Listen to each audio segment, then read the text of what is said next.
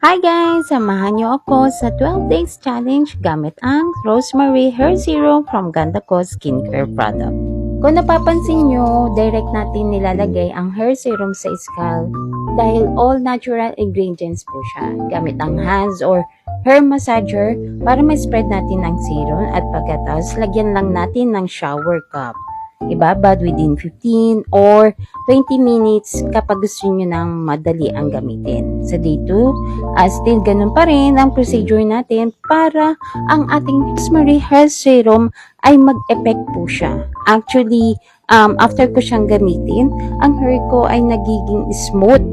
So, hindi na siya nagiging dryness. And then, hindi na ako nahihirapan kahit ang kamay ko ay gamitin ko na pang-supply. Sa day 3, still ganun pa rin ang procedure natin. At intayin nyo kung paano yung magiging resulta na ito sa aking hair. Salamat!